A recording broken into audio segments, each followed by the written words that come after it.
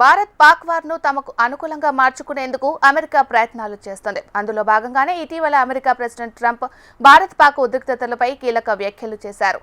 కాల్పుల విరమణకు ఇరు దేశాల మధ్య సయోధ్య కుదిర్చినట్లు వెల్లడించారు.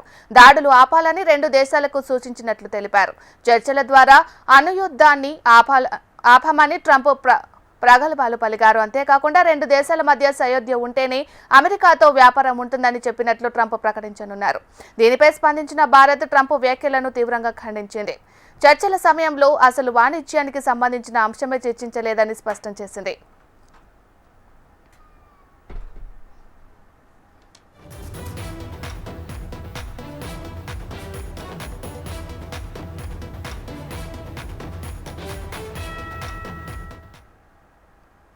భారత్ పాక్ వార్ను తమకు అనుకూలంగా మార్చుకునేందుకు అమెరికా ప్రయత్నాలు చేస్తోంది. అందులో భాగంగానే ఇటీవల America president Trump Bharat Pak ఉద్రిక్తతలపై కీలక వ్యాఖ్యలు చేశారు.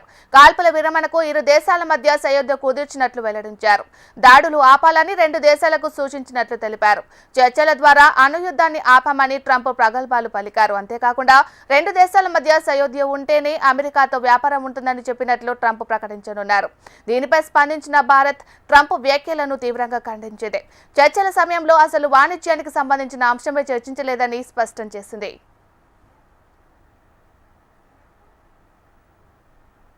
A lot of reasons, but trade is a big one. We're going to do a lot of trade with Pakistan. We're going to do a lot of trade with India. We're negotiating with India right now. We're going to be soon negotiating with Pakistan.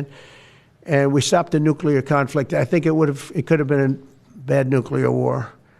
Millions of people could have been killed, so I'm very proud of that. I also want to thank, we're going to do a lot of trade with you guys.